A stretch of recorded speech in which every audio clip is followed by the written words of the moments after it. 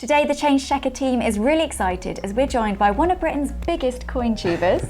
So I'm sure you've watched his videos already, and if not, where have you been, as Christopher Collects is the king of coin hunts. So thank you for joining us today. That's great. Well, thank you for having me. It's really exciting being here at Change Checker HQ. Well, we're in for a treat as we've got a whole day of filming lined up, but we're going to kick things off with a Q&A video to get to know all about Christopher Collects.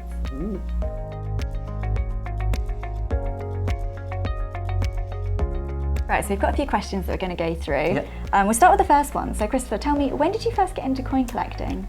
So I've collected coins on and off since I was a kid. I didn't keep many of the coins I would like. I always thought it was the WWF 50p that was my first one, but the date of it and how old I was in that year, it can't have been that one, so I literally have no idea what the first coin was. But I started collecting again early 2017, early 2018 even, and yeah, the YouTube has really inspired me to carry on and try collecting more and more and trying to fill more books when I finish books. So it's kind of addictive, isn't it? Once you start, totally once you've got the bug, yeah. It's the silverproof bug I talk about, because I always said at the start of my videos, I'm never going to buy silverproof, they're too expensive, I'm not interested. And I bought the Gruffalo, and ever since that I bought the new one, and it's just like every time a coin comes out I'm like, ooh, that looks nice. And oh, they do, don't they? And especially, you know, the Gruffalo in that colour and with the case as well. Yeah. Oh, it's beautiful. Yeah, so I can understand why you've got that bug. So I'm avoiding £5 coins at the moment and territories. It won't be long though, will it? It's a slippery slope. Oh, it's fantastic. I mean, that's the thing. Once you get into this hobby, it's an easy hobby to pick up, isn't it? Yeah, definitely. And something that from a young age, you know, it helps children to learn about money, the value of coins, and the history behind it as well. Yeah. So it is a great hobby to be a part of, and you know, great to get involved with. And your YouTube channel, I think, is testament to that as well. Yeah, it's bonkers. It's done absolutely incredibly well. Yeah.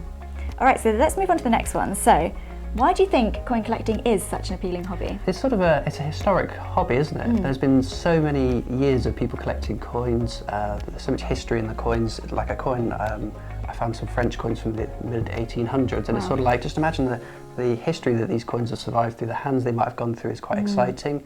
But I can't remember who it was I saw that had termed the phrase urban treasure hunting. That's so really cool. You're sort of like hunting through the change for those little bits of treasure. But also you can't lose, because if you're hunting through a bag of coins, they're always going to be worth 50p whether you keep them or not. And some of them are rarer and will sell for more money if you do want to cash out. But so you can't really lose money. It's not like investing in stocks where you're up and down, unless you're buying really expensive coins. Yeah. But, no, that's so true actually. I think, you know, like you say, you can't lose. It's one of those hobbies where you're learning so much at the same time, you're building up a collection, and I think different collectors have different reasons for that, don't they? You've got those treasure hunters, the ones looking for the rare coins, you've got the ones that might want to sell their coins, and then you've got people that are just looking to build a collection and that thrill of finding different coins and completing a collection as well. Yeah. And it's the variety of coins as well. Like, I think they're doing really well with all these sort of the designs for kids. Yeah. Getting kids interested in it, because they're the next generation of coin collectors. But you think of coin collector, you think of 60-year-old man with a comb giver. It's not the case anymore, is exactly, it? We're really bucking the trend. All the guys that make all the videos, they're doing a fantastic job of bringing it to the forefront, getting people involved. Yeah, because there are so many different coin tubers out on YouTube right now. It's mad, isn't it? I think there's 3 guys that were doing it when I started, and now there's the Great British CoinTuber hunts we did. There was 11 of us, which it was amazing, really wasn't it, to exciting. get involved with all the different CoinTubers. Yeah. So if you haven't seen that video yet, make sure you go check it out, because it's fantastic, isn't it? Having such a big group of CoinTubers going through all of their different coins to see who could find the rarest and who could win. So there was a lot of money we went through, wasn't there? There was, and you can go and have a look and see who won as well, because it's a nice surprise, isn't it, to find out who actually the overall winner was. It's a surprise for me as well, so. Let's not give away too much. Yeah. Okay, so moving on to our third question then. What is the rarest coin in your collection, and can you remember where you found it? So the one that everyone talks about is the Kew Gardens, and that was my favourite video I've ever made. It was back in September of last year. So not only did I find Kew Gardens, I found Jemima Puddleduck, Isaac Newton, and I think it was about 7 Olympic coins as well. So that was just like, my mind was absolutely blown. Yeah, I can imagine. There's obviously other coins that are rarer than Kew Gardens, the big old EU presidency one. Yeah. And I managed to get 2 of them from the bank, because they had some old coins paid in by a customer, and whenever they get old coins like that, they save it for me. Oh, that's really so I was over the moon to get them. But actually, it was only recently I had a 50p video, and I had a Jersey 50p, and it's the same design as they are across the sort of board. But I was trying to find out what the price was, because I always put little infographics up there face value. I typed it into eBay, and nothing was coming up. I was like, oh, that's a bit weird. So I thought, if I typed it in wrong, moving the text around, no, it was still the same. I thought, oh, okay. And it was actually your website that I went to for your little scarcity indexes on the the Territories 50p's, and it only had a mintage of 10,000. Yeah, that's incredible, I was like, that's mad. Yeah. Q Gun's what, 120,000? 210. So if you 210. think... I should know that, shouldn't I? You should know that. 210, yeah, so this, 10,000, that is incredible, isn't it, to be able to find that? Yeah, and you found it in your UK change as well? Just hunting through a bag of coins. That's amazing. Couldn't believe it. Yeah. I mean, Territories coins do sometimes find their way into UK change. It's always quite exciting. Yeah. I mean, I know they're not legal tender, so for some people it's probably an annoyance, but as a coin collector, I think it's exciting to find those different coins, isn't it? Yeah. And when they turn out to be rare like that, that is just really exciting. Cherry on top, isn't it? Yeah, definitely. Okay, so what's been your most successful coin hunt? I think you probably already just answered that one. Yeah, that was probably the best, the most successful coin hunt I've had. Other ones that stick in my mind. Very early on, I had a £2 coin hunt where I found 2 Commonwealth Games Northern Ireland. Wow. I was like, wow, this is bonkers. Yeah. To find 2 of them was pretty extraordinary. But yeah, it sort of goes fits and starts. The 10p's are the most frustrating because you can go through £200 of 10p's, which is a long time to record a video for, and find absolutely diddly squads. Yeah. So when I find a couple or 5 or 6, it's sort of like, wow, this is amazing. I have to say, I've still not found a single one in my change. I've not found one in the wild before, no. But I found a few on my channel. Yeah. I mean, I think that's the story of so many collectors at the moment, isn't it? They're just really struggling to get hold of those 10p's. And I think the ones that do, they're keeping hold of them as well. Definitely, like me. Yeah. A little hoard. Guilty as charged. I know the mintage figures though. I'm really excited. I know, to that find would be what interesting. I mean, we know like the overall, but to know each individual design would be really fascinating. Yeah. Okay, so moving on then, tell me, what is your favourite commemorative coin and why?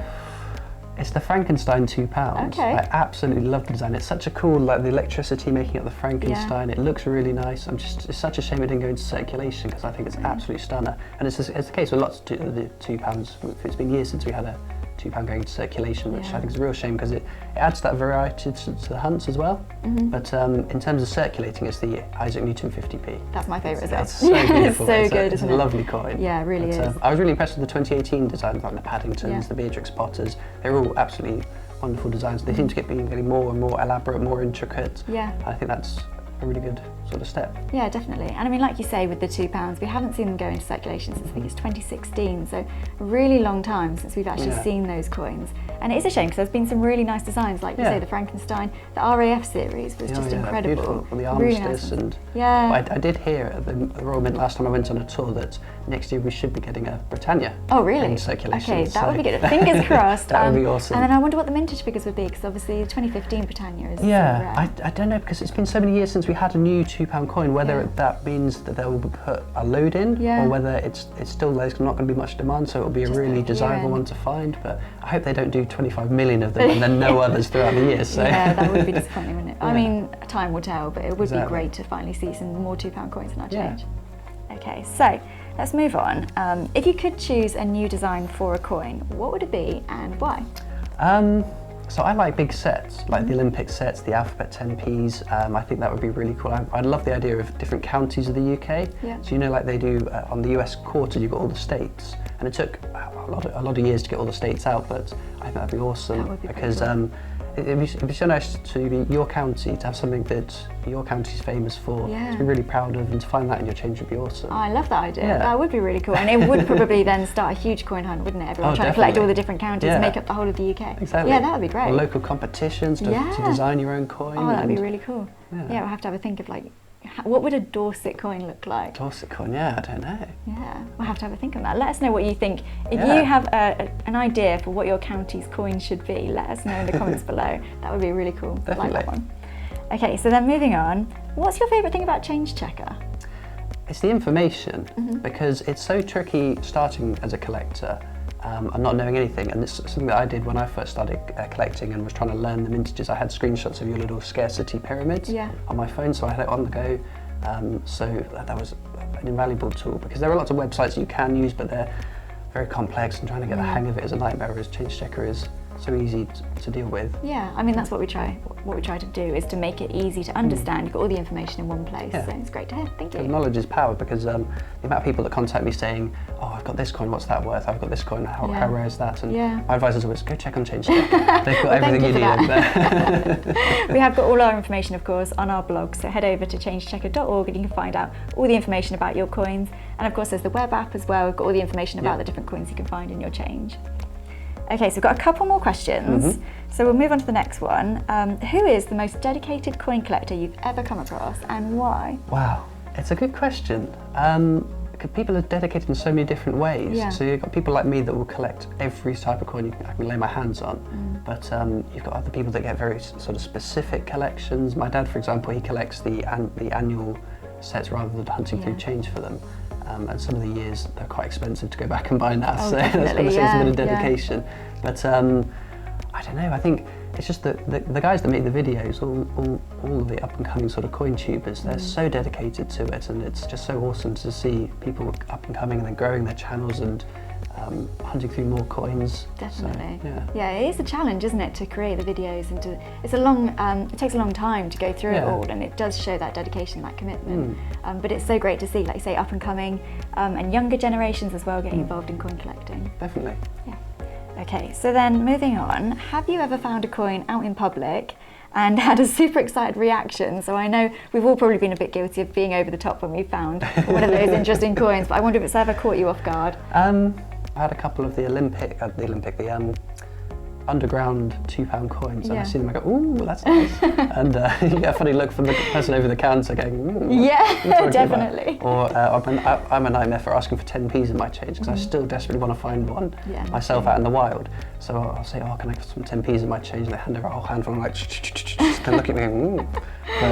Yeah, you do get the funny looks, don't you? Yeah, but I haven't had anything exceptionally rare in my change. A couple of like territories, sort of 50p's that have been quite exciting to find. Cool. Okay, so final question then. What would you say to someone who has just started out with their coin collection? So my advice is always tell everyone that you know that you're collecting, your friends, your family, if you're at school, other students, teachers, anyone you can. The more eyes you've got looking for you, the more chance you'll have of finding them. It does have that sort of, it's a double-edged sword, because those people then might start collecting themselves, get into it as well. So I've heard that before. Competition out there. The amount of people that have said, oh, I told my mum, or I told my friends, and they found me. I'm trying to think, there was a guy that came to me that said that his mum had found like 5 or 6 Olympic coins in a day. And it was sort of like, God, that's incredible. I wish I had that kind of luck. But yeah, so tell everyone you know you're collecting. Again, I always say, have a look on Change Checker. Because the knowledge is power. The more you know, the more you know to look for. And the amount of times that you see people will comment saying, oh, I used to have a Kew Gardens, I remember having it and I spent it. Yeah, you down see the loads of shops. those actually, don't you? No. I know. If only you had known. Exactly. Yeah. Okay, that's great. I mean, we've got our Change Checker top tips as well, so if you need any more information about how to find coins in your change, what you should be doing, the best practices, then head over to our blog to find out more. So there we have our Q&A with Christopher Collects, and thank you so much. It was really great to have your insights into coin collecting, and I'm sure all of our viewers will be really grateful for that as well. Yeah, well, thank you very much for having me. We'll have more collaboration videos with Christopher Collects coming out soon, so keep an eye out on our channel and make sure you click the link in the description below to check out Christopher's channel as well. Remember, make sure you subscribe to our channel and hit that bell to stay up to date with all the latest of our video content. Thanks for watching.